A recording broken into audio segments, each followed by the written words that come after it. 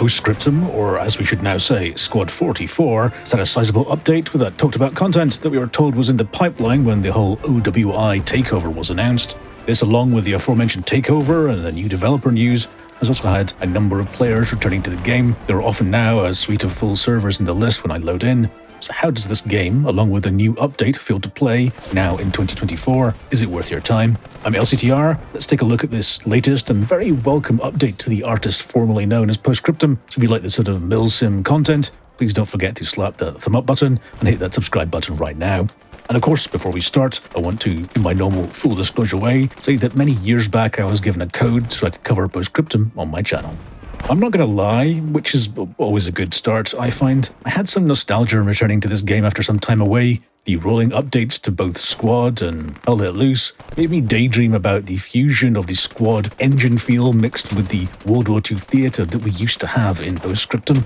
Well, in actually loading into the game again, I was honestly struck with how much time it felt like had actually passed. It's technically really only been about a year since the development of the then Post Scriptum ended, but even during that active time, the visuals at least weren't up to the cutting edge, even amongst other milsims. As such, Squad 44 can now have quite a raw feeling in comparison to Squad, and especially in comparison to Hell Let Loose.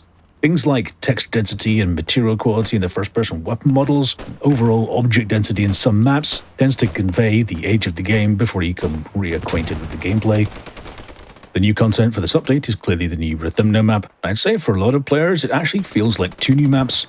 As another, Malame was originally released as the Chapter Mercury mod for the then Post Scriptum, is now part of the standard game, and of course those mod devs are now the official team developing the game in conjunction with OWI.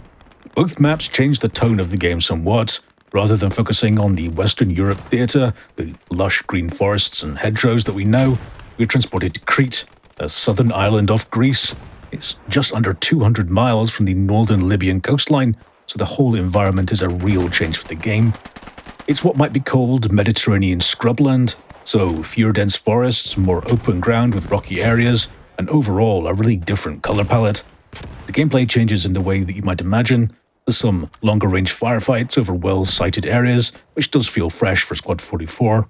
Depending on the time of day reflected in the map and mode, the maps can feel pretty decent quality. Just occasionally you'll spot some lower density objects or some lower res textures, and that sort of dated feeling returns. How much of that matters to you is obviously personal preference, but for me, the gameplay still carries this experience. It raises a flag for why this game deserves a resurgence and a proper moment in the sun. I wonder if there can be a period of refreshing or remastering some of the older maps for the game, but I guess we'll see which way the new devs want to head in time. Let's talk about that name change. We're now playing Squad 44, not Post Scriptum. It's an interesting move by OWI, the new developers, for sure. From the outside, it clearly suggests that in their eyes, the value of their purchase is more about the actual game rather than the name it's been using for years now. It also clearly moves the game that was always more linked to Squad by using a variation of the same engine. Well, now it's firmly under the Squad umbrella. As such, it's liable to get more attention and marketing push, with the Squad name being one of the biggest in the milsim market. And in fact, we can already see that happening with the recent Steam sale pushing both Squad and Squad 44 bundle for 50% off. It is the first time that we've seen the name Squad used as a franchise though, a Halo moniker for multiple games, but also a title in its own right. It does make me wonder about the slightly unfortunate Beyond the Wire game too, a World War I title. It was also picked up by OWI some time back, so I'm wondering if we'll see that rebranded as something like Squad 14? Are they looking for a Squad title for a whole suite of conflicts throughout the years? I hear people who have said that the game has lost something, some recognizability, with the removal of that Post Scriptum name. It was unique for sure, slightly esoteric, but that would shine with people who were fans of the game's more historical perspective. However, we have to recognize that the game never really grew into having a larger player base of something like Hell Let Loose. You might argue that's also due to the game being further down that milsim road by comparison, and I'd agree, but whichever way you look at it, the Squad name has a larger reputation in the market, and I'd wager that potential players have a better chance of thinking, oh, it's like Squad, rather than wondering about some game with the Latin name. And as for the name itself, I'm slightly surprised that it doesn't have an apostrophe to show that the 44 is meant to be the year rather than like the 44th squad. I've also heard people mention the slightly clumsy feeling that it currently seems to have. I do think much of that will fade away with familiarity, and plus, when it's used online, people will just shorten it to S44 or 44 inside the game subreddits. The audio is still a standout element though, perhaps not the lead that it had over Hell Let Loose back when Post Scriptum was in its heyday, but it's still worth noting when playing in 2024. The sound mixing and overall prominence that the audio has in the experience is a real strength in the game's arsenal. Coming from similar roots to Squad, that might be expected, but the result is still notable even after all this time.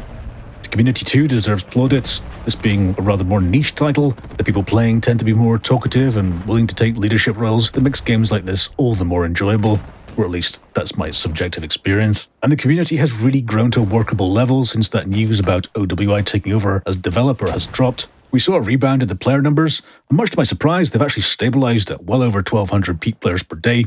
Not a lot for some of the bigger name games, but an indication that that old core Post-Scriptum crowd still wants the game to live on under its new Squad 44 moniker. Hopefully this becomes a solid base for future updates and getting more people into experiencing how Squad 44 is actually different to play in comparison to the other World War II milsim titles and why it deserves their attention.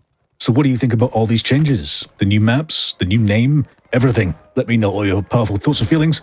Leave a comment below right now. And like always, I'll be reading every single one of them. If you did enjoy this video, please do tap that thumb up button and hit that subscribe button. It really helps me support the channel and lets you know when the next video is ready. Thank you so much for watching, and I'll see you next time. Take care.